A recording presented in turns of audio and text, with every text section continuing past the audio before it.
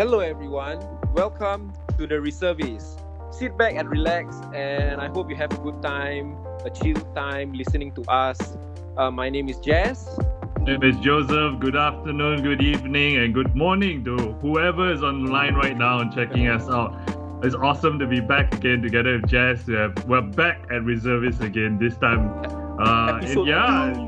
Episode 2. I've been working from home for the last week for the Wuhan virus. How have you been, Jess? I've been alright. I see that the Wuhan virus is affecting everything, but put that aside, we have a guest joining us today. Hello, Mr. Faisal. Hello. Hello everyone. Hi, I'm Faisal. Not a virus, so that's great. That's great that you can have me on It's super awesome to have Faisal. here Okay. to share things that I know about. Great to be invited. All right. So Faisal, just feel free. Just the most important thing is to have fun with us while we chit chat. All right. Sure. Okay. So Faisal, we go back a long way, all of us. We're also all reservist friends. So we all sit together every time we go back for reservists and we just chat about a lot of things. Faisal always has very interesting insights and views into different situations. Always a pleasure to hear from him. I think it's just a great time to just for all three of us to catch up. And that's awesome. Awesome. Okay. So to start off with this episode, let's give a little bit of update on the Wuhan virus. Now that it has a new name from coronavirus, it is now COVID. That's it. COVID 2019. Yeah. COVID 2019. Okay, since our last episode, the numbers are looking not so good. There are total of 72 confirmed cases. No deaths yet. The most recent update was yesterday. What's today's date? Yesterday was the 15th of February. 5 new cases yesterday. Total 18 are discharged yesterday as well on the 15th of February. Yeah, so that is the latest number that we have from the government. So Faisal, we haven't hear your thoughts on this COVID 2019. So what do you think of this virus so far? It's inconvenient. I think where possible, let's not get infected. So avoid as far as possible. I not very well reviewed, I think, this virus. But yes. So yeah. Joseph, are you laughing? Yeah, that's like the most basic thing, right? Regarding this virus, let's have no infection. Yes, I think we should. It's aspirational. No, we should all not be sick. Yeah. Yes, I fully agree with this sentiment. I and all the ministers of Singapore would like to say yes. All of us would like not for entire Singapore to not be infected. Yes. In fact, Yes. Ong Yi Keong was actually at the schools. So Minister Ong Yi Keong, he was in the schools and he was actually reviewing the different syllabuses where the teachers are teaching how the children should take care of themselves, wash their hands. And it was really nice. He was at the tuck shop also with the kids. So he was eating with the kids also. And then the kids kind of help him through the whole process of like putting your plates back, and then they wipe the table together, and then there were a lot of camera people around them So, but the minister is trying to show us the right way, guys. I hear in schools also. Right now they have staggered recess timings, so like you don't get as much recess timings. So that's kind of sucks So I'm glad I'm not in school at all. But I totally agree. Let us not get infected at all. And how do we do that? So far, Don't touch your face. Don't touch your face. Don't touch your Yep. face. Yes. Don't touch your face. Don't dig your touch nose. Don't touch your nose. Don't touch your face. Don't touch it, man, guys. This is bad now. This is like the new swear word of the century is touching your face. Yes. Let's all in this new decade learn to not touch our respective faces. Yeah, man. And don't kiss also, right? So that also That's touching other people's face. I Yeah, believe don't touch the other people's faces, all right? yeah. Talking about touching faces, I think today we're going to talk a little bit more about Valentine's Day. But before that, Yeah. would you have any other thoughts about the Wuhan, the COVID, COVID 2019? How has the situation been from you? I feel like things are kind of be more chill, a little bit more chill now. I see less people wearing masks actually. Yeah, I think they are less hoarding as compared to last week, where people do panic buying at supermarkets like Giant, NTUC, FairPrice. I'm seeing less of that now. And yeah, like you said, Joseph, I'm also seeing less people wearing their surgical face mask. I think it's just a matter of people. I'm Because the virus is still out there, it's still Dorscon orange.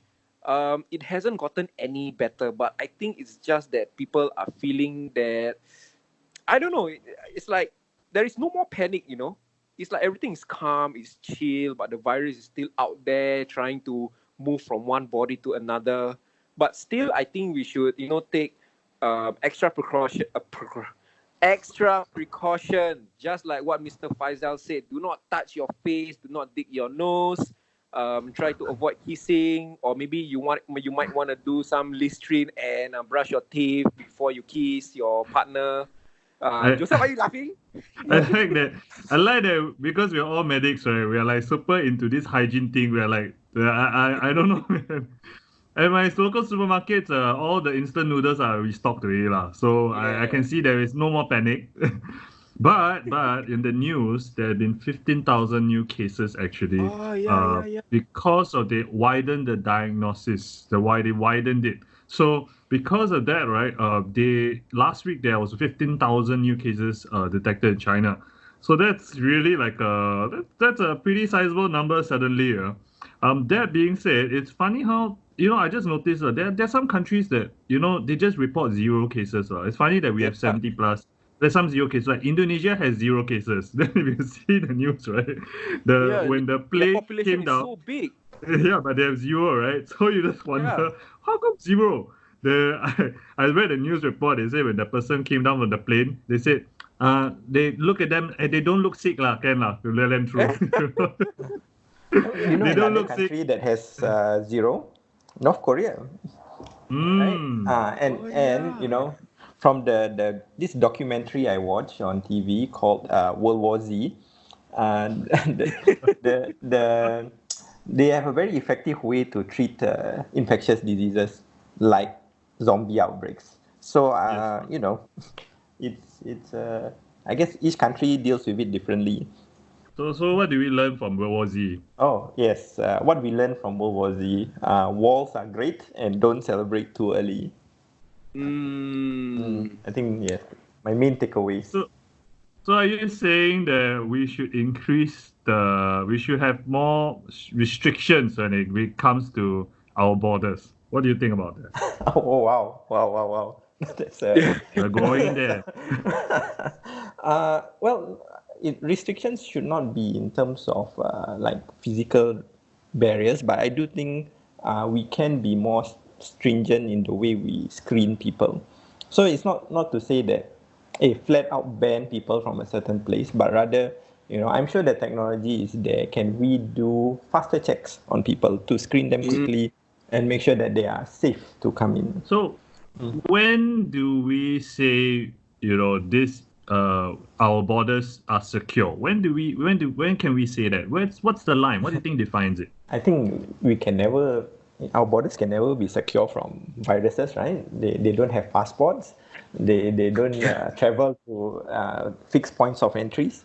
So I think it's not a border thing. It's not a geographic thing, but it is a health thing. And so how then do we improve our health infrastructure? I think that's the more interesting approach, or the more proper approach, I would say, to resolve this. Yeah, I agree with that because this is not an issue of immigrants. This is not an issue of people coming in, coming out, actually. Really, it's really how we handle health issues. Flu has been around for a really long time. the H1N1 virus, it came a long time, but we were still able, and we had SARS also, but we didn't make it an immigrant issue back then. I don't think we should we should not do that for us today as well. 100% agree. 100% agree. Yeah. Jazz, what do you think? I mean, it's okay to disagree. This is where we can share our thoughts, and a couple of reservist guys, we're not some expert opinion, but it's good to hear how we are feeling about it. All right. So I think the best way for us to feel, right, is usually by looking at numbers. So I'm digging out some information now from WHO, the World Health Organization. So WHO. So the numbers are that this COVID 2019 is easily spread. It spreads very easily. So right now the data around the world shows that 82% out of 100%, of course, 100% of those that are infected in the world right now, 82% only have mild symptoms. 15% are severe. 3% are critical. So if you compare this to SARS, in the fatality rate of the Wuhan virus is not as bad as SARS. I'm not sure what are the numbers on SARS, but I think the numbers are quite far away from SARS. So looking at these numbers right now, it is like what Joseph said. It's very, very similar to flu. I mean, there are cases where people die from flu, but it's a very rare kind of case. So I don't think, as in, yes, we should take some precaution measures. Don't touch your face. Practice good hygiene. But I don't think it's worth panicking. Just keep calm about it. To those listening out there, live your life. I think that is the most important thing. Live your life. Be chill about it. Just practice good hygiene. You should be fine. Here's another interesting point. I think the difference that we have with the new virus is the fact that we do not have any vaccinations for it yet. So so with regards to like measles, other like flu vaccines and so on and so forth, right? If a sizable portion of a population, let's say for polio even, or not chickenpox, but polio, let's say if they're vaccinated, right? What happens is that the rest of the people who are not vaccinated are also protected from the virus as well. So that's something where we have to consider, like, we just don't have any vaccinations right now. It is still important to have precautions. That's why I feel DORSCON Orange is still a valid maneuver, is a valid move, till we have actually vaccinations in the market. That way we can get flu vaccines and so on and so forth. And if you want flu vaccines, right, one place to go to where you can get the quadrivalent flu vaccine. So it's like there are different strains of flu viruses, right? The one where you get one of the best, right? That why I hear from my friend who's a scientist, right, is to go to Tan Tock Seng. Go to Tan Tock Seng and get your vaccinations there. So because they offer the most protection from the most amount of strains out there. So a pro tip for medics, okay? Yes. Okay, guys. So I think that's enough on the Wuhan virus. A very negative kind of topic to talk about. We've already covered that in the first episode. So let's talk about something more lighthearted. Yeah, bro. So we're gonna move on to the main topic of the episode, which is Valentine's Day, which was 2 days ago. How was your Valentine's Day, Jess? All right. Before I share mine to listeners out there, the three of us have three different relationship status. Joseph is single and ready to mingle. Girls out there, if you are looking for a cool guy, a smart guy, Joseph's your man. I didn't get on this podcast to get advertised, but thank you for the vote of confidence. All right, bro.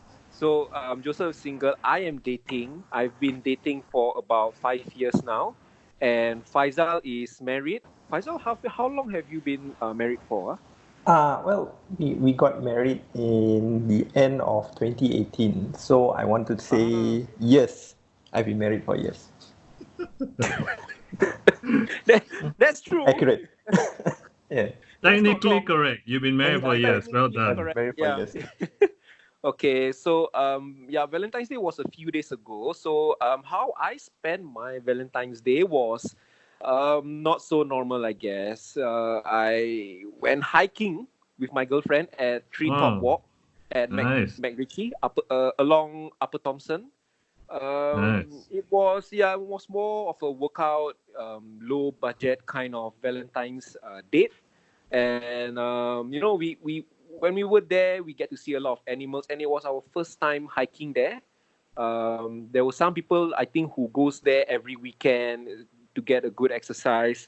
It wasn't the typical romantic kind of Valentine's. It was more of a workout rather, and we ended off at Roti Prata House, which Nice. was not too far away from the Tree Top Walk gate. So yeah, that's the summary of my Valentine's. How Oh, about yours, how Joseph? did you how did y'all come to this decision together to do this date? I mean, that's interesting kind of date, but how do y'all come to that decision together? This year, 2020 is going to be our sixth. We will be together for 6 years, lah. Given that we are together for this year as well, so we've been through romantic dates before, restaurants, the typical kind of Valentine's date that you would see on TV or social media. So Mm. this year we just want to try something new, something that we've never done before, which is go to Treetop Walk and do some hiking over there. So Mm. yeah, that's the thinking that led to this decision lah. So yeah, it was more of a workout lah. But the most important thing is spending quality time together. Mm. Mm.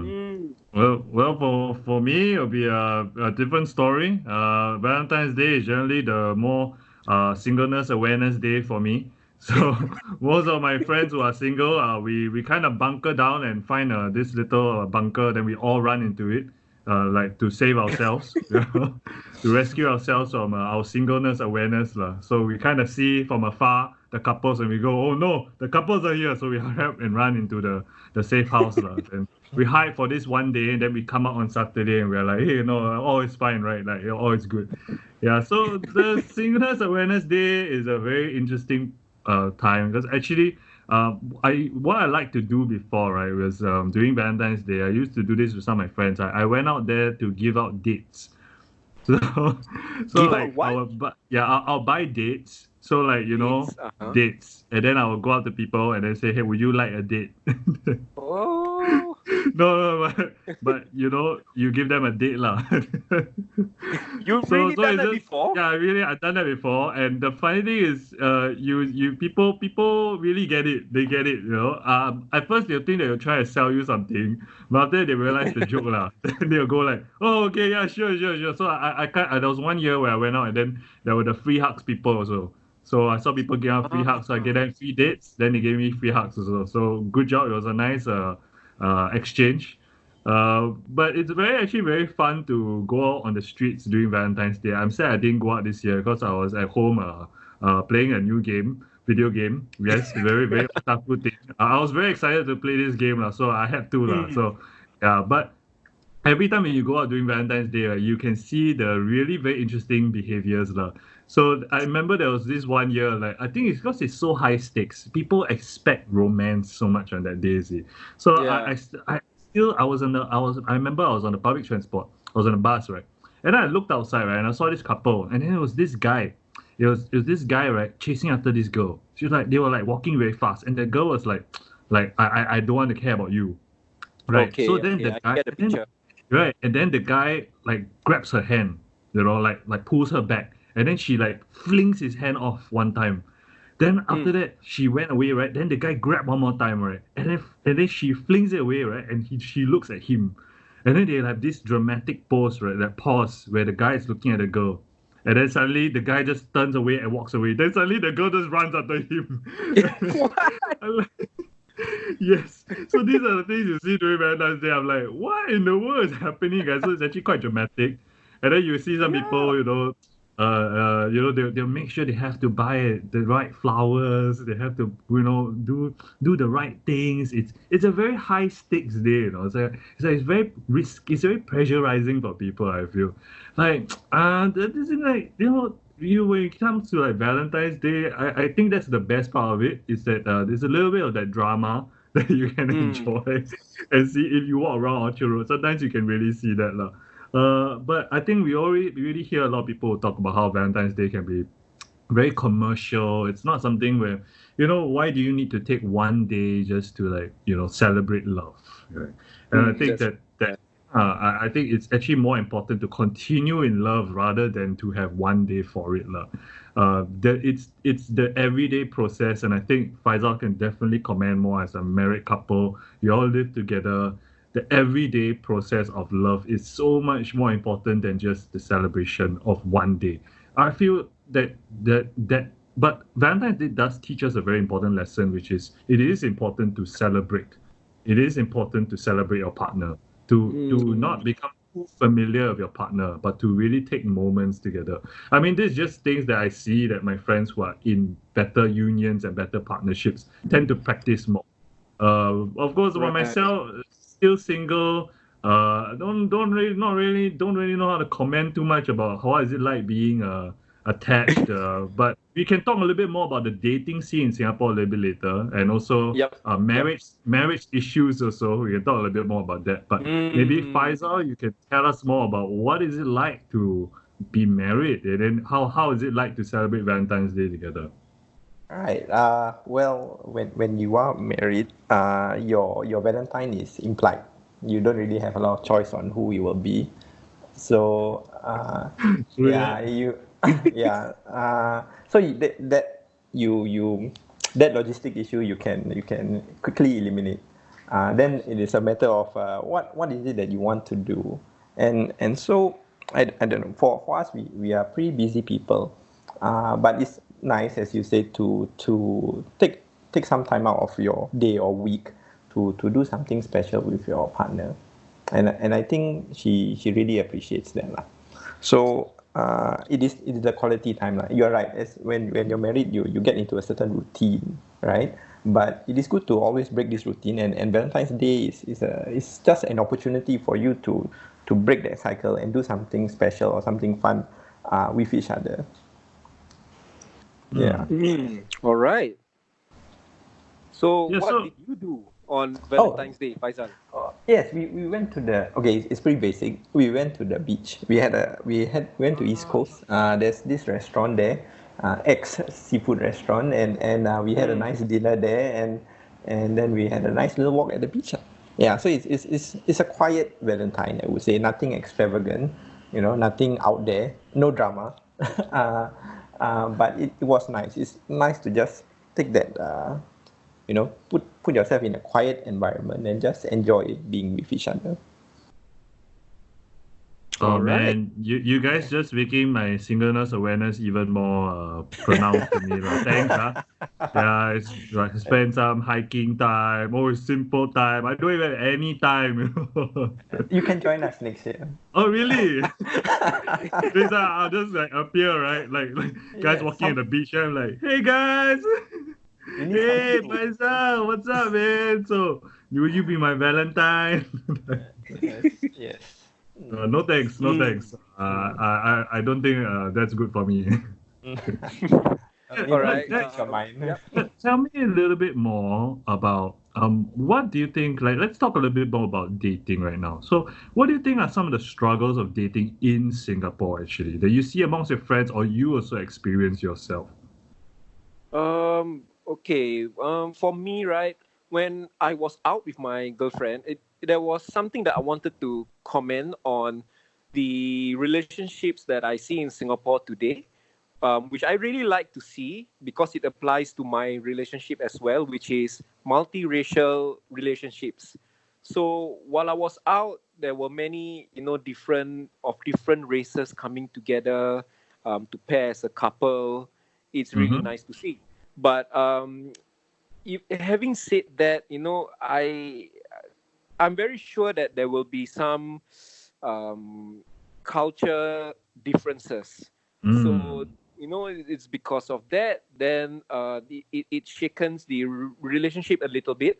But all in all, it's nice to see two completely different races and culture coming together. I think the struggles are probably yeah lah, just the culture background lah, I guess.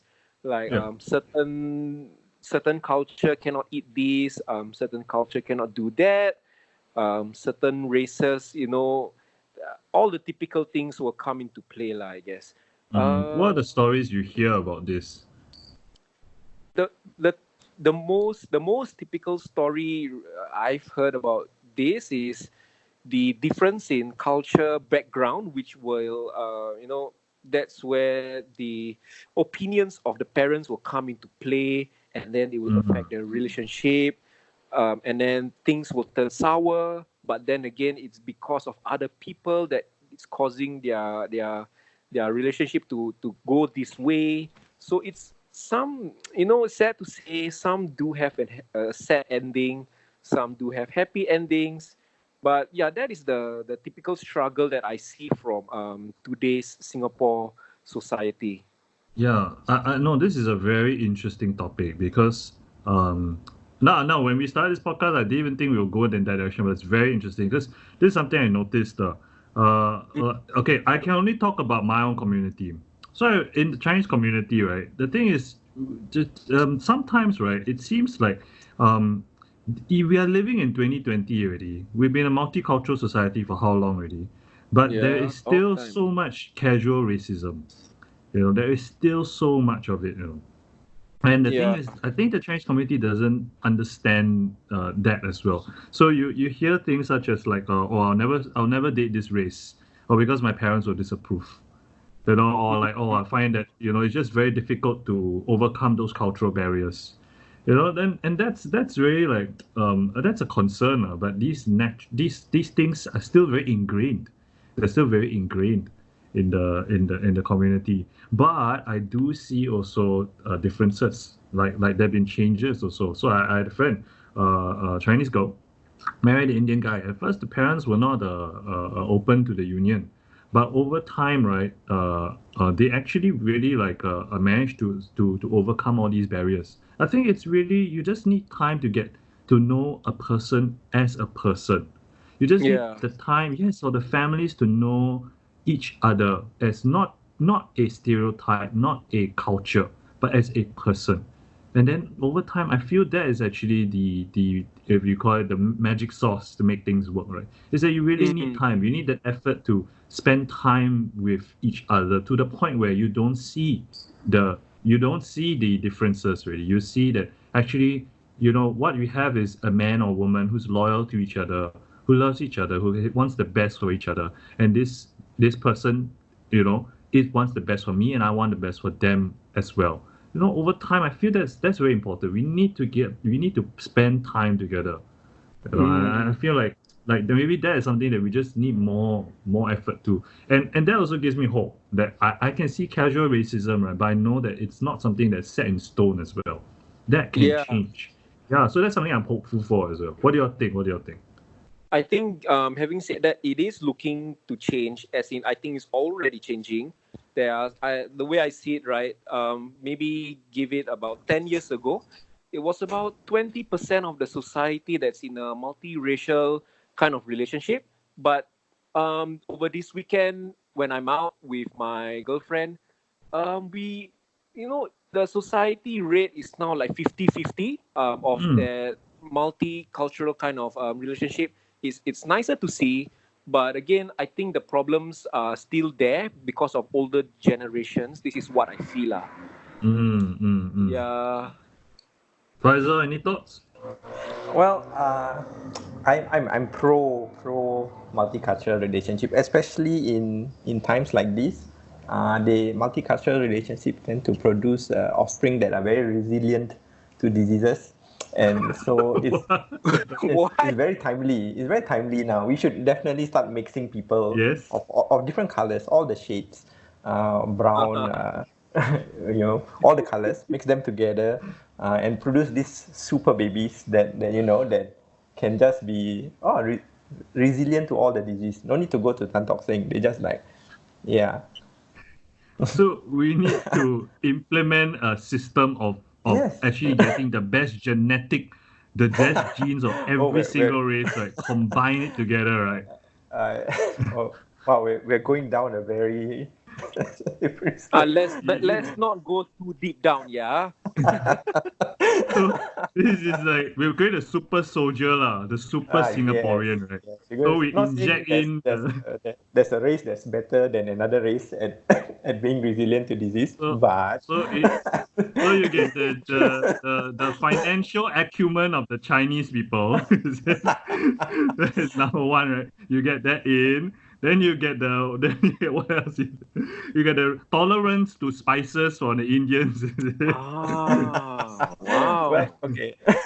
And, uh, and what can the Malay community provide, please? you know, Ah. dexterity with their feet. I think. I think yeah, football's And our the thing. Eurasians, what you provide us your higher cheekbones, angular jaw structures, is it? Then you Yeah, combine it. yeah, yeah. Yes, we need more Henry Goldings out Yes, there. yes. I approve this program. Can somebody please submit I to Parliament? believe we should test him. Yeah, maybe he's where the cure is at. To those listening out there, to those in a multiracial relationship, hit that like button, hit that subscribe button if you are listening to us on YouTube or Facebook. Shout out. Actually, I do like to add though, because okay, if we are measuring, let's say, marriage as the success point of a relationship, then the easiest way to end up in marriage is that if your values are aligned, correct? So Yeah. the I guess the shortcut that we tend to take is that if you are of a certain culture and your partner is of a certain culture, then your values tend to be aligned, and that's why I think most people end up in this kind of same race relationship. Which nothing wrong with that, lah. Nothing wrong with that. Uh, Mm. it is almost always easy, and I think Jess, you probably will agree with me, lah. It's easier for in general if you have a same race relationship. But that being said, I think there's something about a multicultural relationship that sort of enriches your experience, because you're experiencing something very different, and Yeah. you're combining these things and making a very, I would say, enriching experience, perhaps. Mm. Yeah. Yeah, it's true lah. What you're saying is true. So every year I get to experience two different holidays. Mm. Be it the Hari Raya for me and the Chinese New Year with my girlfriend. So it's from there, then we get to experience each other's culture very openly. We get to meet each other's extended family as well. Yeah, it's a nice thing to experience lah. Okay. So, guys, really thanks for sharing that. I think that this is a topic that's really interesting that for all of us, like, as we are dating, like, how do we continue to be open as a society, as people, and as an individuals, how do we be open to the idea of like just dating somebody from a very different background? There is another issue that I see in society nowadays, which is it's Uh-huh. the marriage rate is now lower, or rather, people are marrying a lot later in our generation. People are Yeah, marrying that's true. really late. So for ladies, it's the average median right now is 28 point something. For guys, it's 30 point something. That's much higher than we used to. And I find like houses has never been more expensive for individuals. Yeah. So there's a lot of pressure for people, like the difficulty of getting married. I see a lot of my friends who get married, they also don't have children because it's sometimes very difficult to just continue their lifestyle, continue their standard living, and then afford to have a child without scrimping and Mm. saving. So these are some of the issues. Why do you think marriage ages, like you see amongst your friends, why do you think it's getting older, or why do you think it's so hard for people to get married or have children? I think this goes the same for people in Japan. People in Japan, I think they are marrying much later than Singaporeans. It's I think it all boils down to the cost of living. Because Singapore, our economy, it's going up rather fast. As in, putting aside the times you are having now, our cost of living is pretty high, and as Joseph mentioned, that houses these days are so expensive, so expensive. So the average couple would maybe hustle. They will work for a good 5 to 7 years. From what I'm seeing, from my circle of friends, that is the average time. They will work for 5 7 years, and then they will get married, get a house, and then slowly pay off their loan debt to the house. That is the average, and rather the typical thing that I am seeing right now, lah. So I think it's all really just the cost of living, lah. I don't think anyone wants to marry so late. Yeah, but this is a very very debatable topic, lah. I mean, some people maybe they will say that that the world has so much to offer right now, so some people maybe they will stay single for as long as possible to enjoy what the world has to offer. Yeah, I'm very everyone is different. Everyone is different. So I'm sure different people, have their own reasons for settling down in their early 20s. Some people have different reason to settle down in their 30s. So it boils down to the cost of living, that's one thing, and the individual. This is what I think. So Faisal, what do you think? I like what you said actually. Yeah, it's going to be different for different people, definitely. There's not going to be a one answer as to why people get married later or why they choose not to have children.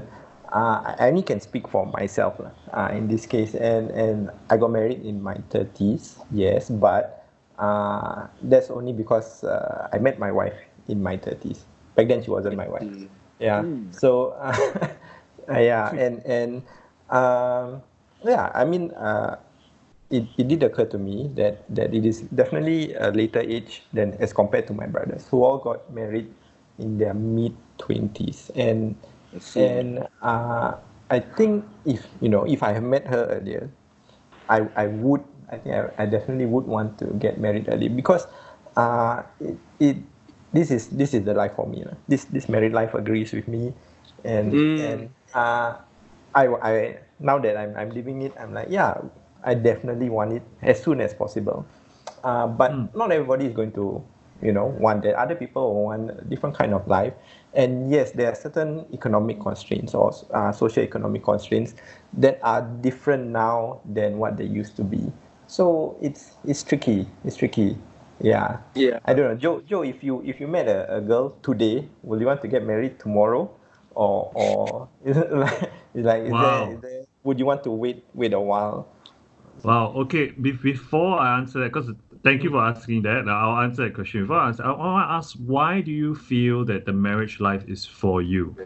Tell me more about what made you convinced about it. Right. Well, it if not for me lah, and again, this I'm only speaking for me. Different people will have different marriage lives and different kind of relationships, but for me, it always felt like there was something missing. You go to work, you come back home, you have money, right, from your job, you spend it on things, mostly on yourself.